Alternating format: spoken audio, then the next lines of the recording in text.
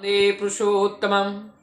परम दयाल श्री ठाकुर जी के सामने एक बार दूध को लेकर चर्चा चल रही है, दूध पीने को लेकर के। और वहाँ ठाकुर जी के पास आए थे हमारे श्रद्धेय बलदेव सहाय दादा, और ठाकुर जी से बातचीत कर रहे थे कि गाय का दूध और भैंस का दूध अगर मिला के पिए तो इससे क्या होगा। ठाकुर जी बोलते हैं गाय और भैंस का दूध एक साथ मिला के नहीं पीना चाहिए, और गाय का दूध ही ये सबसे श्रेय माना गया है। ठाकुर जी ने गाय के दूध पीने के लिए बोले हैं, और इसके अगर वैज्ञानिक दृष्टिकोण से अगर हम देखें तो विज्ञान भी ये कहती हैं गाय के अंदर एक किरण को एब्जॉर्ब करने की, गोकिरण एब्जॉर्ब करने की क्षमता होती है। वो दुनिया में किसी भी पशुओं में ये क्षमता नहीं होती है कि सूरज से गोकिरण को एब्जॉर्ब कर पाएं। और गोकिरण की शक्ति इतनी होती है, गोकिरण से युक्त तो दूध केवल गाय के दूध में ही संभव होती है। इसलिए गाय के जो दूध हैं उस दूध से को पीने वाले को जो कैंसर सेल्स हैं वो कैंसर सेल्स उनमें उत्पन्न नहीं हो सकते हैं साधारणतया। तो ये गाय का दूध से हमारे नर्वस सिस्टम को भी ये स्ट्रांग करते हैं। अगर साइंटिफिक रूप से अगर देखा जाए, भैंस का जो दूध और गाय का दूध, प्राचीन समय में भैंस का दूध ये हम लोग क्यों होता ही नहीं था और इसको पिया भी नहीं जाता था। गाय का दूध ही श्रेय माना जाता था, प्रिय माना जाता था, और गाय का दूध का ही इस्तेमाल किया जाता था। इनको कालांतर में बिजनेस के रूप में इसी का रूप दिया गया, और जिससे आजकल बहुत बड़े बड़े डेयरी के रूप में भैंस का दूध उत्पादन किया जा रहा है।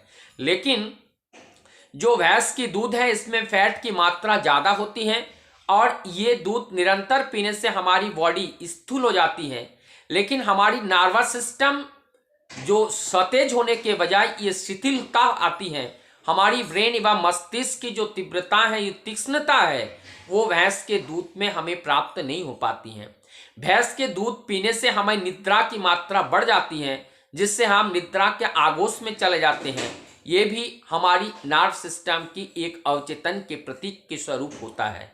इसलिए गाय का दूध हम सर्व तरह से हमारे जीवन के लिए बहुत ही उन्नत होते हैं। गाय का दूध से हमारे नर्वस सिस्टम एक्टिव होते हैं।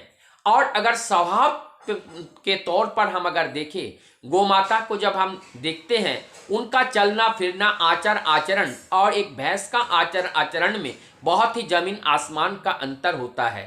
क्योंकि जो गोमाता होती हैं ये अनेकों हमारी भाषाओं को समझने की शक्ति रखते हैं, और उसी अनुसार वो चलते हैं। उनकी स्वच्छंदता, पवित्रता और उनके रहन सहन एकदम अलग होते हैं एक जैसे भैंस के अपेक्षा। इसीलिए इनकी आचार आचरण से भी ये देखा जाता है कि गाय का दूध ही श्रेय है।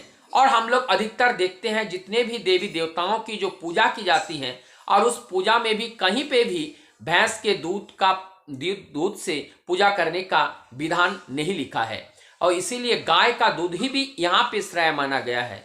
तो इसलिए यहाँ पे गाय का दूध हम लोग कोशिश करेंगे कि गाय का दूध हम सभी लोग पिए, और गाय का दूध अपने बच्चे को भी पिलाएं, ताकि उनकी जो मस्तिष्क की जो विकास है वो एक सुंदर और विस्तार की ओर जाती है, जिसमें करुणा होती है, ममता होती है, प्रेम होती है, और सब कुछ उनमें निहित होते हैं। जो दैवीय गुण होते हैं, जो ईश्वरीय गुण होते हैं, वो इस न्यूट्रिशन के अंदर वो ईश्वरीय और दैवीय गुण भी निहित होते हैं। इसलिए तो कहते हैं जैसा खाते हैं हम अन्न वैसा होता है मन। तो हम अपने मन को निर्मल बनाने के लिए, पवित्र बनाने के लिए गोमाता का दूध को भी हम सर्वप्रथम या सर्वोपरि उसको ही हम समर्थन करेंगे। हमारे परम दयाल श्री ठाकुर जी ने भी गाय के दूध के लिए ही हम सब के लिए कहे हैं। तो गाय का दूध हम सबको लेना ये सबसे ज़्यादा श्रेय है।